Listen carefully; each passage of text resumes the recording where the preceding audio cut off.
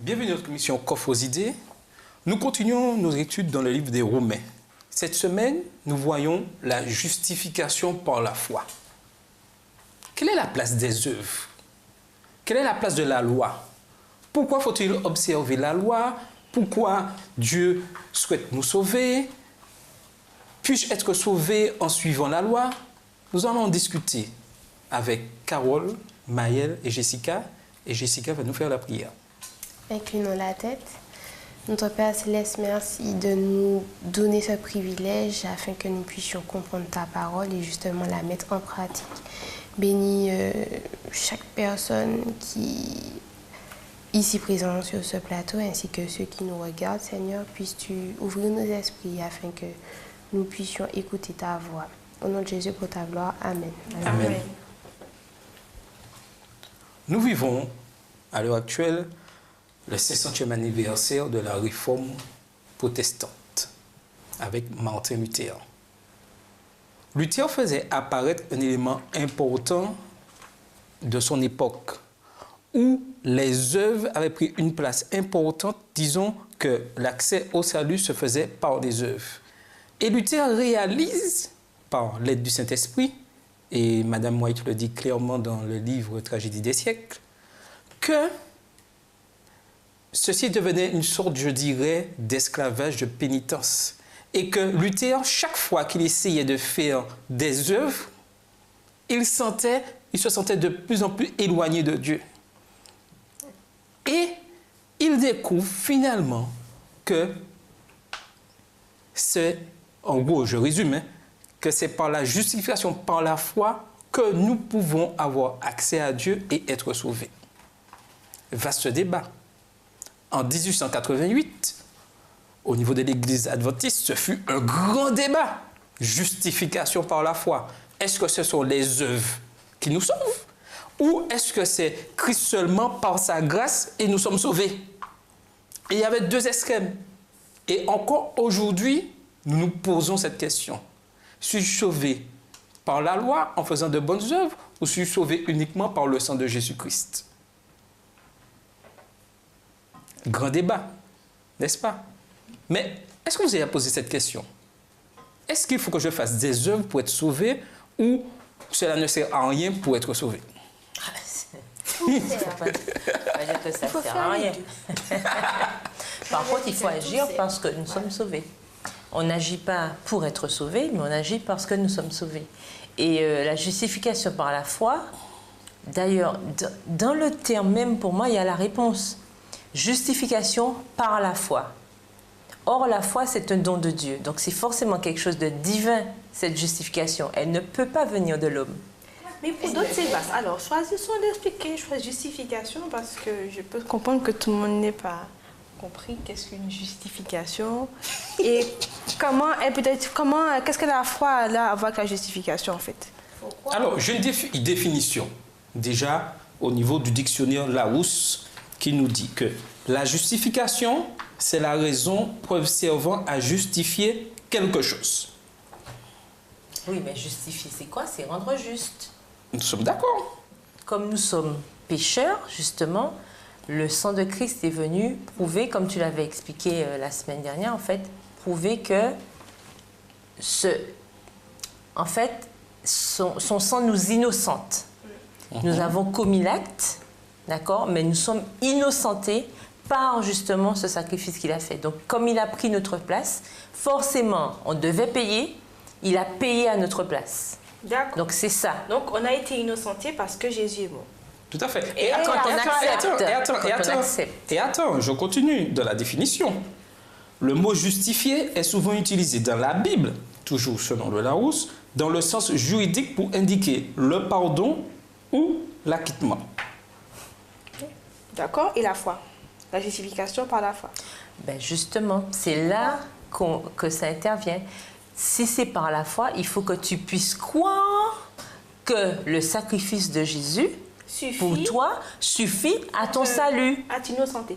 Tout à fait. Mais bien sûr. Ce n'est pas justification par les actes. Ça sous-entend que nous n'avons rien à faire, ok, pour ce salut. Je m'explique bien. Hein. Quand je dis rien à faire pour ce salut, ça veut dire que pour avoir cette justification, ce n'est pas quelque chose qu'on fera. D'accord? Mais on agit parce que nous sommes justifiés. On n'agit pas pour être justifié. On agit pour rester justifié, non? Non, on agit parce que nous sommes justifiés. C'est parce que tu es justifié, justement, que tu as accès à ce salut, que tu agiras pour honorer, voilà. Pour honorer cette grâce, tu vas agir pour honorer cette grâce. Mais on ne va pas agir pour obtenir la grâce.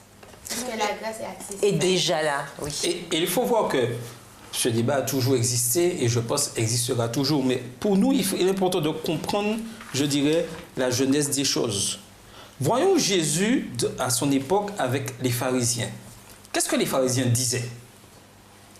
Qu'il fallait absolument faire quelque chose pour pouvoir être sauvé. Pour pouvoir être sauvé. Par rapport à quoi? Aux œuvres. Aux œuvres, mais par rapport à quoi? Ils se basaient sur quoi pour dire ça? La loi de Moïse. Par rapport à la loi. Oui, à la loi. C'est-à-dire, ils prenaient les 10 commandements et ils disaient qu'il suffisait d'observer ces 10 commandements plus. Et nous l'avons vu le trimestre dernier où les Juifs avaient ajouté plus de 600 règles, tout ça. Il suffisait d'appliquer ces règles et on était vu aux yeux de Dieu juste, pur et purifié. Mais c'était quoi le problème? Aucun homme ne peut arriver à ne pas pécher seul. Ça ne se fait pas. On ne peut pas faire une liste. C'est pas justement, je ne mentirai pas, je ne vais pas faire ceci, je vais pas. C'est pas ça. Attends. Pécher, c'est transgresser la loi. Nous sommes d'accord. Si tu observes la loi, tu ne pêches pas à cette époque-là. C'était clair. Une fois que tu observes la loi, donc tu ne pêches pas. Et si tu ne pêches pas, tu es juste. Oui, mais est-ce qu'ils est-ce qu'ils observaient vraiment toutes les choses? Voilà. Donc, théoriquement parlant, c'était quand même très, très réfléchi. Hein? Attends, mais voilà. Prenons la parabole que Jésus donne dans Luc 18, les versets 9 à 14. Et nous allons comprendre clairement dans quel esprit les pharisiens travaillaient. Luc 18, et versets 9 à 14. Luc 18, 9 à 14, il dit encore cette parabole. En vue de certaines personnes se persuadant qu'elles étaient justes et ne faisant aucun cas des autres, 2 hommes montèrent au temple pour prier. L'un était pharisien et l'autre publicain. Le pharisien debout priait ainsi en lui-même. « Ô Dieu, je te rends grâce de ce que je ne suis pas comme le reste des hommes, qui sont ravisseurs, injustes, adultères ou même comme ce publicain.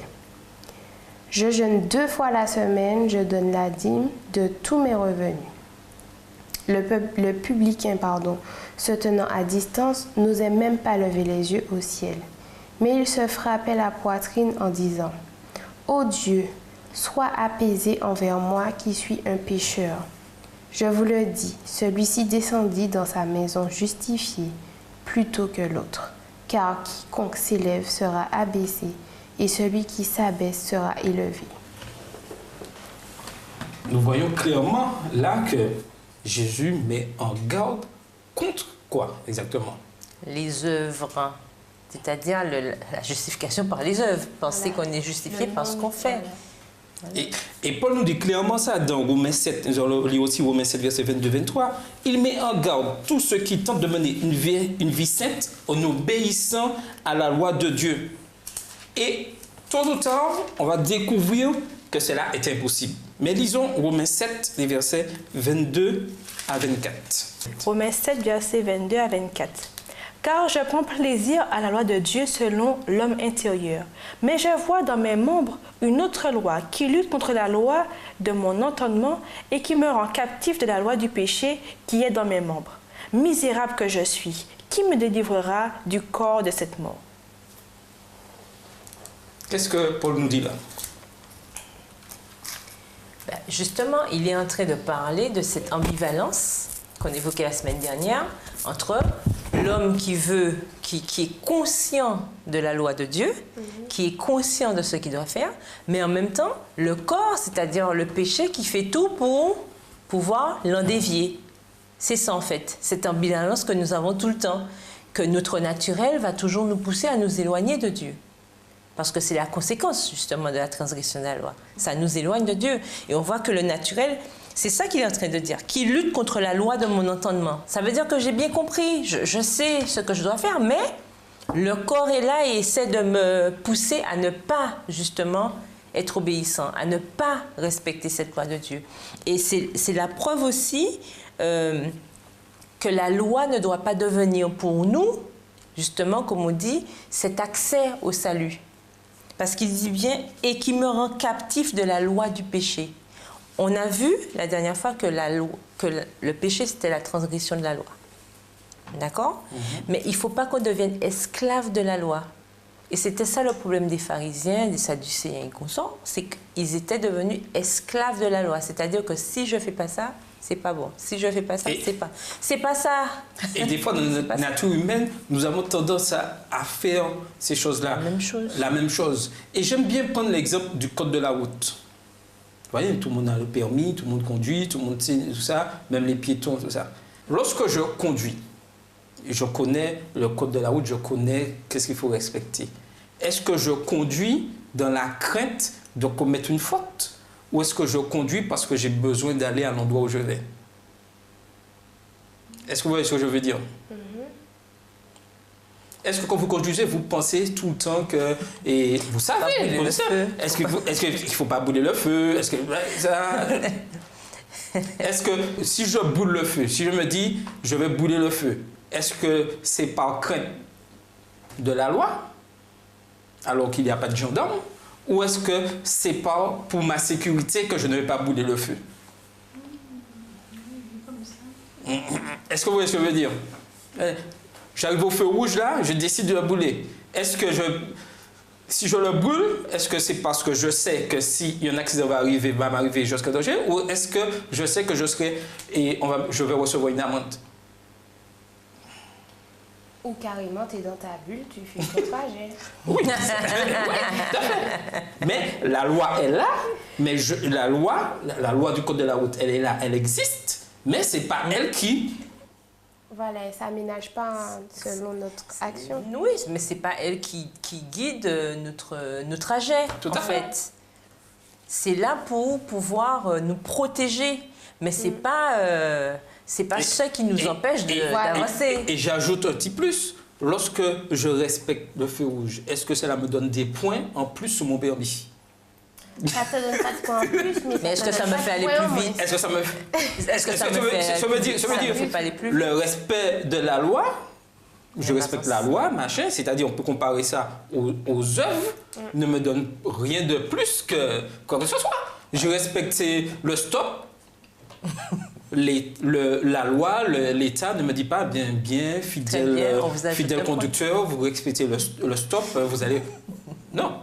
Mais si je boule le stop, 1, je me mets en danger. 2, si un gendarme là, je vais recevoir une belle amende. Ou la caméra te fait. Oui, ou la caméra. Oui. Ça revient au même que les gendarmes. Et la loi de Dieu, c'est pareil.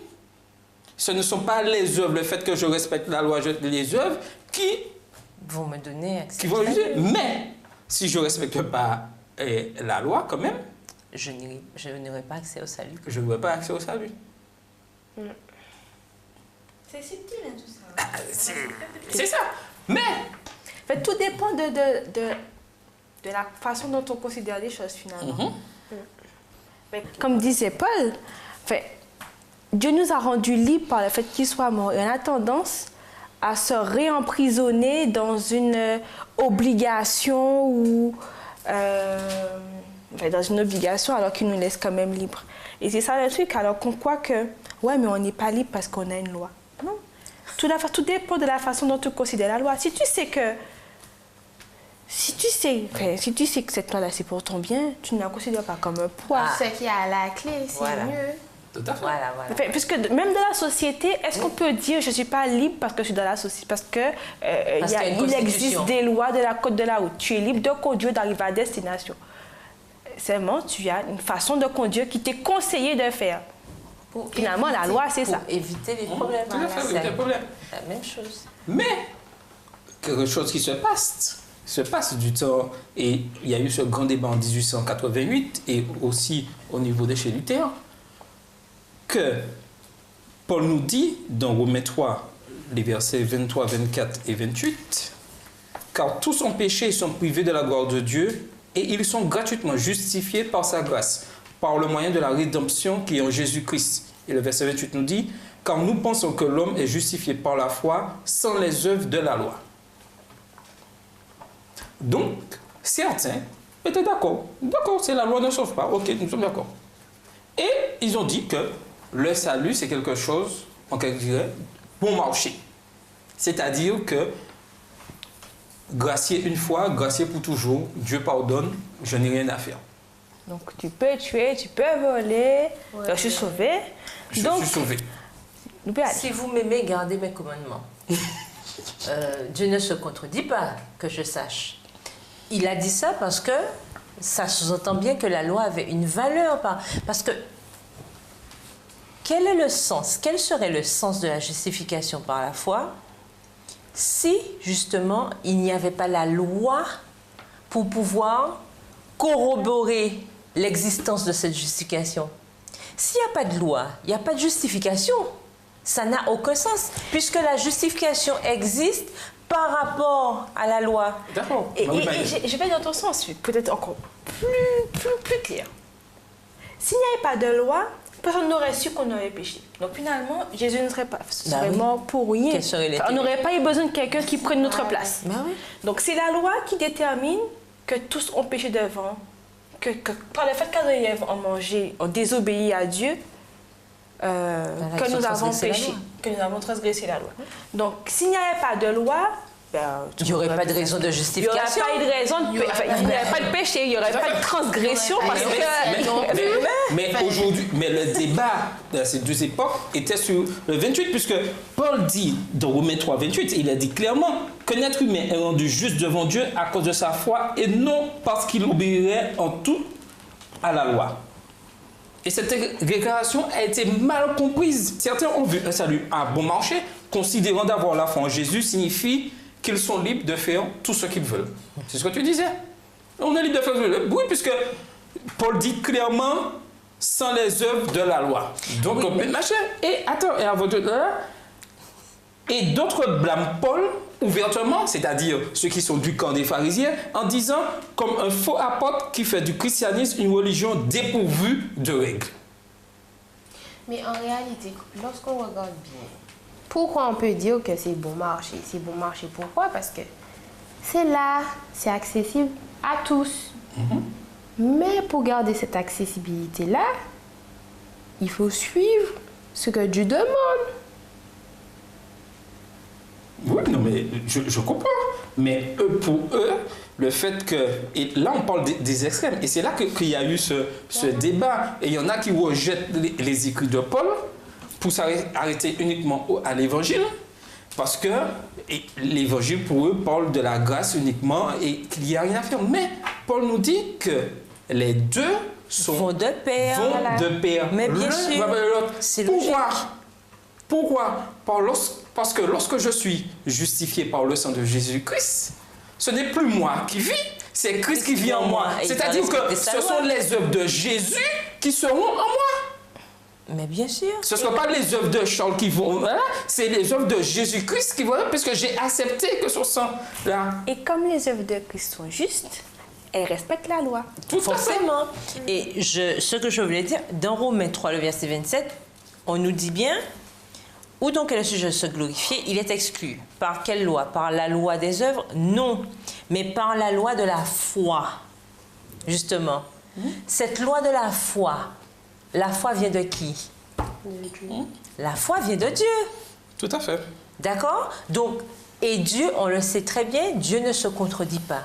Or, la loi existait déjà avant même que le monde ne soit. Donc, il a fallu, il faut bien que, justement, nous soyons organisés autour de quelque chose, autour de règles D'accord? Donc, Dieu ne peut pas ne pas obéir à ses propres règles. Voilà. Et c'est ça qu'il a voulu prouver, de toute façon, de par son sacrifice. Voilà. Et on a avec Dieu, avec le peuple d'Israël, Dieu appela le peuple à le suivre. À suivre ses instructions par la foi. Lorsque le peuple décide, avec Moïse en tant que chef, de quitter l'Égypte, ils ne savent pas où Dieu veut l'amener. Mais ils y vont. Pourquoi? Par la foi, ils veulent délivrer du péché. Ils veulent délivrer de l'esclavage, pardon. C'est comme nous aujourd'hui. Nous voulons être délivrés du péché. Et si nous voulons être délivrés du péché, nous devons suivre ce que Dieu nous demande. Il veut nous libérer du péché. Mais lorsque nous suivons Dieu, nous respectons les principes qu'il a mis en règle pour que nous ayons une vie épanouie. Conforme à ce qu'il attend. Conforme à ce qu'il attend. Tout à fait. Et l'exemple a été vu avec le peuple d'Israël. Pourquoi l'Éternel leur a donné les tables de loi? Pourquoi? En plus, dans ces tables, il y a un souviens-toi. Donc, s'il y a un souviens-toi, c'est que ça existait déjà. D'accord? Donc, pourquoi? Quel est l'intérêt? S'ils pouvaient vivre comme ils voulaient, quand ils voulaient, quel était l'intérêt? Non, mais quel était l'intérêt pour Dieu, on est bien d'accord, de leur donner ça? C'est pour montrer justement toute l'importance qu'a cette loi, parce qu'on a besoin de la loi pour comprendre justement la portée du sacrifice de Jésus pour nous. Et en plus, avant que tu nous reprennes la parole, en plus, on a bien vu qu'à un moment donné, quand la foi justement des enfants d'Israël a commencé à vaciller, ils ont commencé à faire des bêtises. Jusque-là, c'était Dieu. Ok, ils sont sortis d'Égypte, après il y a eu la mer Rouge, etc. Machin. Et quand Moïse, justement, passait son temps avec Dieu sur la montagne pour pouvoir récupérer les lois, qu'est-ce qui s'est passé? Au fur et à mesure, cette manie que nous avons de toujours croire que nous avons besoin de faire quelque chose. Ils sont en train de prendre la tête, comme on dit dans le langage de jeunes, prendre la tête à Aaron. Ah oui, non, Moïse n'est plus là, il est... Alors que jusqu'ici, on marchait par la foi. Hein. On nous emmenait là par la foi, on continue par la foi. Non, il faut qu'on vaudore quelque chose, il faut qu'on prie, il faut qu'on fasse quelque chose. Et c'est là justement ce piège que nous avons souvent, à croire que nous devons faire quelque chose pour accéder à non. Dans le cadre de la spiritualité et de notre salut, c'est Dieu qui fait pour nous. Et il nous fait grâce. Et nous devons croire que cette grâce nous est acquise pour pouvoir aller jusqu'au bout. Et pour pouvoir aller jusqu'au bout, nous sommes obligés de faire comme Jésus l'a fait. Respecter la loi. Tout à fait. Et là, nous avons vu le peuple d'Israël que la première chose que Dieu a demandé au peuple, c'est d'avoir cette foi que Dieu va délivrer. Et pour nous, aujourd'hui, c'est pareil. Nous devons avoir cette foi que Dieu va nous délivrer du péché. Mais ensuite, Dieu, avec le peuple d'Israël, leur donna les 10 commandements afin qu'ils jouissent d'une vie paisible à la sortie d'Égypte. Et c'est pareil pour nous aujourd'hui. Si nous voulons vivre dans ce monde, je dirais, de péché, il nous est important de pouvoir observer cette loi. Et c'est là, à ce moment-là, que nous pouvons appuyer sur ce fait que la justification ne résulte pas des œuvres, mais de la foi transformatrice. Voilà. Et c'est tellement vrai, parce que les deux vont de pair. Si tu n'as pas la foi, si tu ne crois pas qu'il t'est possible d'avoir une vie tranquille parce que Jésus t'a sauvé, tu ne peux pas faire la loi. Tu ne crois pas en lui, tu n'as pas de raison de vouloir avoir une vie rangée, tranquille, tu n'as pas envie d'être... Tu n'as pas une ça en fait. Mais si tu en fait obéis à la loi sans la foi, sans croire que ça t'est possible, tu vas avoir d'espoir, ben en fait ça devient pénible. Tu sens que je suis obligée, pas que je suis obligée de ne pas manger de cochon. Alors que si tu sais que c'est pas bon pour ta santé, tu ne changes pas. Et Paul nous dit quelque chose de capital dans Hébreux 11, verset 6.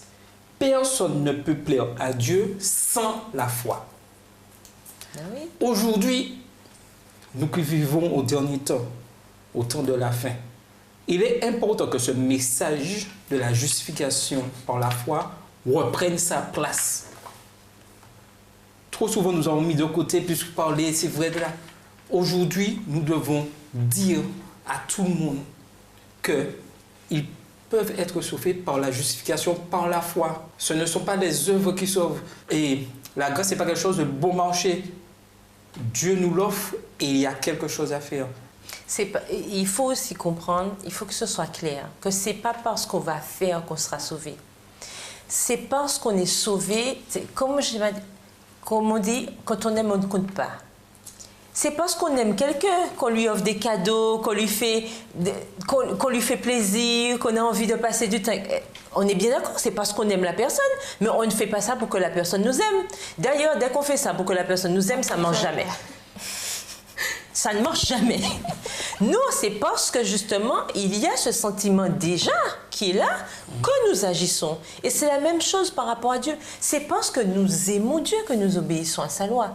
Et c'est pour ça que la loi ne doit pas être pour nous une contrainte, une voilà, pour nous, obligation, c'est la ceinture. Ça doit pas nous agacer ou nous énerver. Puisqu'on comprend que finalement, c'est parce que j'aime Dieu que je veux lui faire plaisir.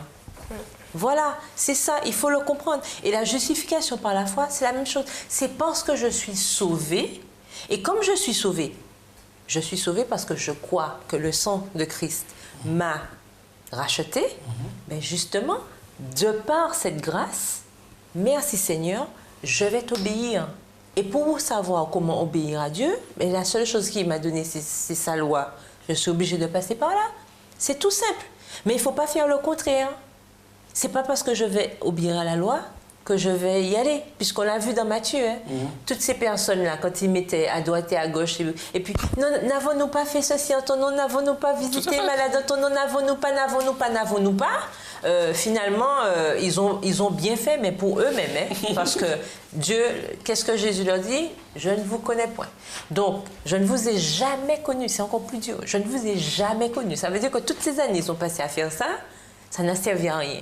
Pourquoi? Parce que nous ne devons pas agir pour quelque chose, mais nous agissons parce que. Et c'est bien ça la différence. Et je voudrais laisser avec cette réflexion. Seules les œuvres de Jésus peuvent nous justifier. Amen. Et lorsque nous avons compris ça, nous comprendrons l'importance de ce message de la justification par la foi et nous comprendrons que Dieu nous aime et que tout ce qu'il fait, c'est par amour pour nous.